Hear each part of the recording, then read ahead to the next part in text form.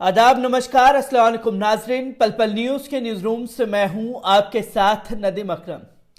सदी के महानायक, सर्वशक्तिमान, देश के यशस्वी प्रधानमंत्री श्री नरेंद्र मोदी जी का उत्तर प्रदेश में नारा है कि जो राम को लाए हैं हम उनको लाएंगे। पर जो राम को लाने की बात कर रहे हैं वो अभी तक यूक्रेन में फंसे हमारे भारतीय स्टूडेंट्स को लाने में पूरी तरीके से नाकाम साबित हो रहे हैं। और इनके नाकामी को छिपाने के लिए गोदी मीडिया एक अलग ही तरीके का प्रोपागेंडा चलाता हुआ दिखाई दे रहा है, जहां 20,000 से ज्यादा हमारे भारतीय युवा बच्चे जो हैं वो यूक्रेन में फंसे हुए हैं, जो कि बॉर्डरों पर बचने के लिए पहुंचे हैं, तो उनके ऊपर लाठियां बाजी जा रही हैं। यहां तक कि भारत सरकार द्वारा कोई ठोस कदम उनको लाने के लिए नहीं उठाया जा रहा, पर मीडिया में यह बताया जा रहा है कि हेल्पलाइन नंबर जारी कर दिए गए हैं, तमाम फ्लाइटें जो हैं वो यूक्रेन से लाने के लिए जारी कर दी गई हैं। पर क्या तस्वीरें सामने आ रही हैं, और जब वो बच्चे रोते बिलखते हुए सोशल मीडिया पर अपील कर रहे हैं देश के प्रधानमंत्री से कि हमें बचाइए, पैसों को मत देखिए, हमारी लाइफ ज्यादा इंपॉर्टेंट रखती है। ये मेरे शब्द नहीं, ये उन बच्चों के शब्द हैं जो हमारे भारतीय स्टूडेंट भाई बहन, मां बेटी जो वहां यूक्रेन में फंसे हुए हैं, जिनको लाने के लिए ठोस कदम नहीं उठाया जा रहा। एक एक कर तमाम पहलुओं पर आप लोगों की नजर डलवाने की कोशिश करूंगा, और कैसे इनके निकम्मेपन को छुपाने की कोशिश की जा रही है इन तस्वीरों पर भी बात की जाएगी। पर सबसे पहले उस वीडियो पर नजर डालिए जो एक गुजरात की बेटी आयशा शेख का वीडियो सोशल मीडिया पर वायरल हुआ है। Good morning, my name is Ayesha Shaikh. मेरा नाम आयशा शेख है। मैं गुजरात से हूँ।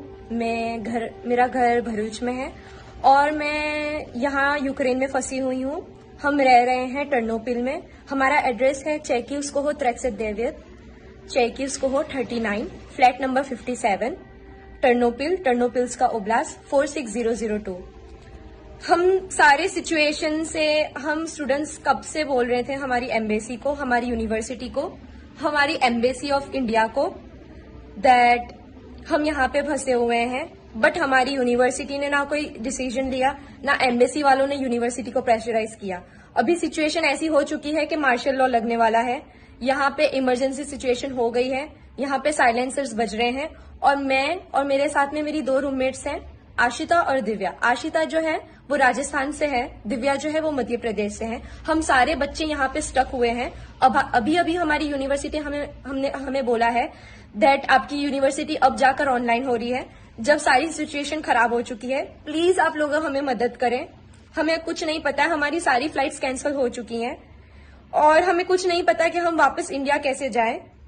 जितने भी बच्चे जो आज जाने वाले थे एयर इंडिया से, एयर इंडिया आई ही नहीं, वो पहले से ही क्यू आकर ही वापस चली गई और सारे बच्चे क्यू में भी फंसे हुए हैं। हम हमारी गवर्नमेंट से अपील कर रहे हैं कि हमें इवैक्यूएट करें। प्लीज पैसों को ना देखें, हमारी लाइफ ज्यादा मैटर करती है।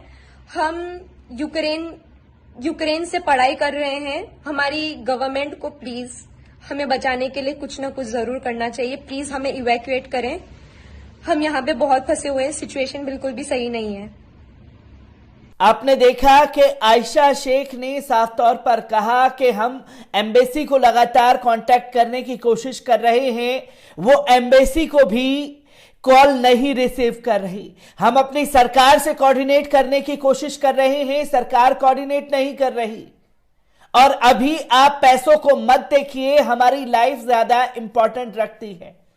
तो वहीं एक और दूसरा वीडियो भी सोशल मीडिया पर भारतीय स्टूडेंट्स के सामने आया है, उस वीडियो पर भी नजर डाल लीजिए। मेरा नाम गरिमा मिश्रा है, मैं यूपी लखनऊ से हूँ। हम कीव में स्टक हो चुके हैं, पूरी चारों तरफ से घिर चुके हैं। ठीक है, यहाँ पे हमें कोई हेल्प नहीं दे रहा है और मुझे नहीं लगता कि यहाँ पे किसी को कोई हेल्प, जो भी हमें हेल्प होनी है वो मिलने वाली नहीं है। हमने कुछ वीडियोस देखी हैं, जब अभी थोड़ी देर पहले हम एम्बेसी को कॉल्स कर रहे हैं, एम्बेसी हमारी कॉल्स नहीं उठा रही है। सेकेंड थिंग, हम लोगों को बात करने की कोशिश कर रहे हैं, हमारा कुछ नहीं हो पा रहा। हम सिर्फ यहाँ पे फंस चुके हैं। जहाँ पे हम रह रहे हैं वहां पे बहुत सारे लोग आते हैं जो कल रात को हंगामा करते हैं, वो गेट तोड़ते हैं, देन उसके बाद अंदर आने की कोशिश करते हैं। क्या होता है हमें कुछ भी नहीं पता, यहाँ पे किसी को कुछ भी नहीं पता जो हमारे साथ सिचुएशन। लेकिन जब अभी कुछ टाइम के बाद हमने सोचा कि हम यहाँ से निकलते हैं और हम यहाँ से किसी तरह निकलते हैं बाई ट्रेन, क्योंकि हम बाई ट्रेन निकले या फिर हम बसेस निकले, कार से निकले। कार से अभी जस्ट मेरे एक दोस्त ने बताया है मुझे कि जो बच्चे यहाँ से निकले हैं कीव से बाई कैब और बाई बस, उनको रशियन पीपल्स ने, रशियन आर्मी ने पहले स्टक किया, उन पे फायरिंग करी और उनकी लड़कियों को लेके, उन इंडियंस लड़कियों को लेके गए, पता नहीं कहाँ लेके गए, ये किसी को कुछ नहीं पता, सिर्फ लड़कियों को, और लड़कों का कुछ पता नहीं है। सेकंड थिंग, ये रोमानिया बॉर्डर में अभी हमें वीडियोस मिल रही है, उन वीडियोस में दिखाया जा रहा है कि रोमानियंस आर्मी वहां पे उन्हें मार रही है और उनके साथ बहुत ज्यादा बदतमीजी कर रही है। तो प्लीज अब कहाँ गए? हम तो मूवीज में देखते थे ना, योगी जी, मोदी जी, जो भी हैं, प्लीज हम वीडियोस देखते थे ना, हमें बचाया जाता था, ऐसे हमारे अंदर ये रहता था कि हमें बचा लिया जाएगा, बट अभी हमें नहीं लगता कि हमें कुछ बचाया जाएगा। शायद पता नहीं हमारे साथ क्या हो। प्लीज गवर्नमेंट, आप जो भी हो, जहाँ भी हो, प्लीज हमें आगे बचाओ, या फिर आप प्लीज यहाँ पे बाय एयर कुछ भी भेजो, इंडियन आर्मी को यहाँ पे प्लीज भेजो, तभी शायद हमारे साथ कुछ ऐसा हो सकता है कि हम बच सकते हैं। बाकी हमें नहीं लगता कि हम यहाँ पे बचेंगे या फिर हम यहाँ से कहीं जाना हमारे लिए सेफ है, और हम जहाँ पे हैं ये भी हमारे लिए सेफ नहीं है। सो प्लीज, जय हिंद, जय भारत, प्लीज आप हमारी हेल्प करो, प्लीज। जो भी सुन रहा है, जो भी देख रहा है, इस वीडियो को शेयर करो और हर जगह भेजो। हमें यूक्रेन से निकालिए, नरेंद्र मोदी जी ये अपील करते हुए दिखाई दे रहे हैं। ये वीडियो शायद देश के प्रधानमंत्री तक नहीं पहुंचे हैं। तीसरा वीडियो भी आप लोगों के सामने रखने जा रहा हूं, जो कि यूक्रेन की पुलिस भारतीय स्टूडेंट पर जुल्म ढाने का काम कर रही है।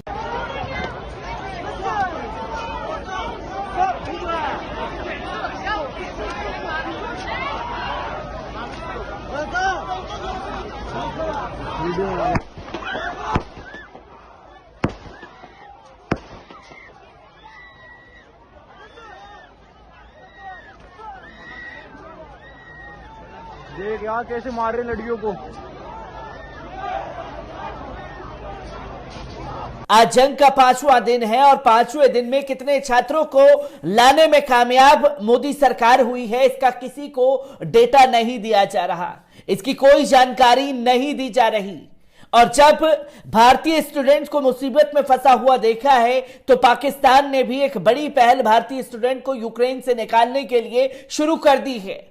जहां लाल लाल आंखें दिखाने का काम किया जा रहा था, उस दौरान जो है इंसानियत का पाठ फिर से पाकिस्तान की तरफ से देखने को मिला है, जहां उन्होंने एक बड़ी पहल भारतीय स्टूडेंट्स को निकालने के लिए शुरू कर दी है।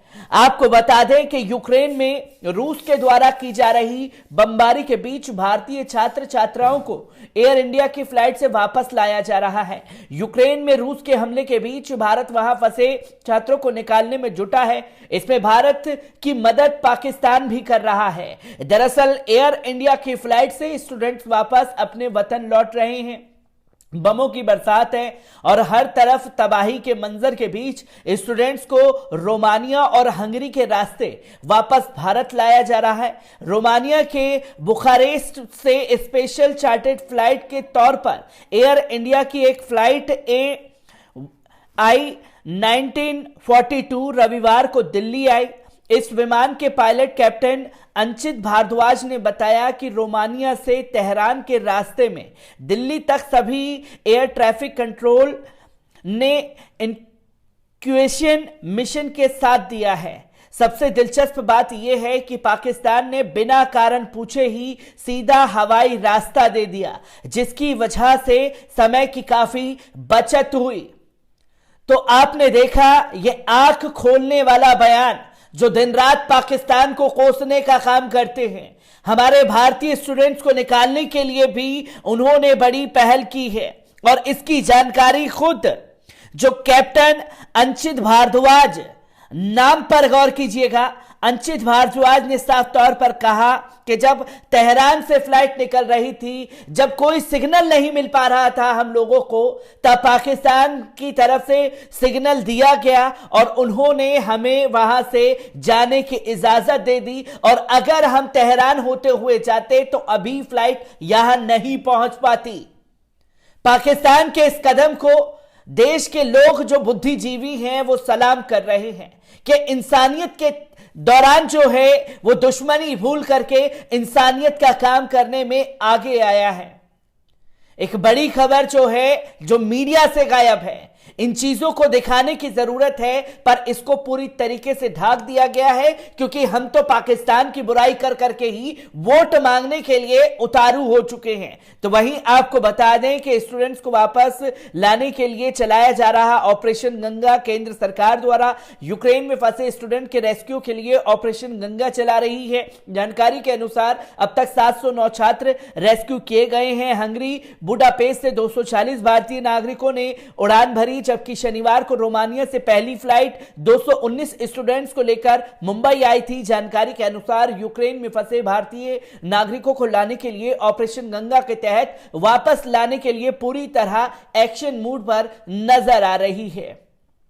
पर जो तस्वीरें असल में छुपाने की कोशिश की जा रही है, दो तर्कों में बातों को रखा जा रहा है, जहां मोदी सरकार को डिफेंड करने वालों की और जो कहते हैं कि चवन्नीखोर अंधभक्तों की कमी नहीं है, किस तरीके से दलीलें पेश कर रहे हैं मोदी सरकार के लिए रूस यूक्रेन पर, इस रिपोर्ट पर नजर डालिए।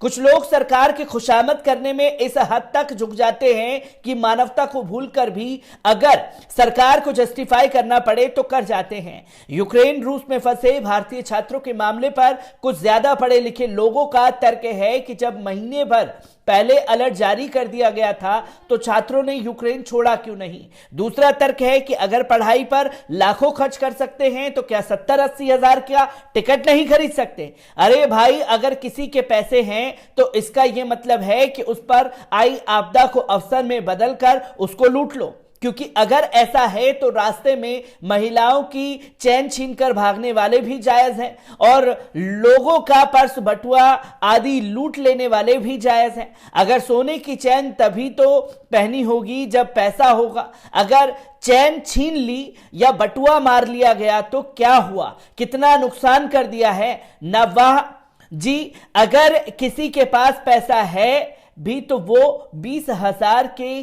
चीज 80,000 में खरीद लेगा क्या। ये क्या बेतुकी दलीलें अंधभक्तों की तरफ से पेश की जा रही हैं। रही बात पहले से अलर्ट जारी होने की, तो वहां कुछ बच्चों को एग्जाम्स चल रहे थे यार, उनके करियर उनकी लाइफ का सवाल था। कोरोना काल में पहले ही उनकी पढ़ाई बहुत अवरोधित हो चुकी थी। एक मिडिल क्लास भारतीय बच्चे के लिए उसका करियर उसकी जिंदगी से भी अहम होता है। चलिए, अगर अलर्ट की बात भी बच्चों ने इस गलतफहमी में यूक्रेन नहीं छोड़ा कि युद्ध नहीं होगा, तो क्या यह गलतफहमी पर्याप्त है? उनको मरने के लिए छोड़ देना चाहिए। आपका बच्चा अगर आपके मना करने के बाद भी बाइक तेज स्पीड में चलाए और उसका रोड एक्सीडेंट हो जाए तो क्या इस आधार पर आप उसे हॉस्पिटल नहीं लेके जाएंगे, वहीं पड़े पड़े मरने देंगे? उसने आपके मना करने के बाद भी ऐसा किया नहीं ना। अब बच्चे अगर दूसरों के हैं तो ज्ञान देना आसान होता है साहब। तो वहीं जो लोग उपरोक्त दो तर्कों के द्वारा सरकार के नाकारेपन को जस्टिफाई कर रहे हैं, उनकी बुद्धि को विनम्र श्रद्धांजलि। ये दलीलें उस वक्त पेश की जा रही हैं जब भारतीय स्टूडेंट्स हमारे यूक्रेन में फंसे हुए हैं और यूक्रेन से आती हुई हर एक वीडियो सरकार के नकारेपन की पोल खोल रही है, पर वही मीडिया जो है इस नकारेपन को छुपाने के लिए तमाम दलीलें पेश करता हुआ नजर आ रहा है। मैं ऐसी ही खबरों से आपको रूबरू कराता रहूंगा। दीजिए इजाजत, शुक्रिया।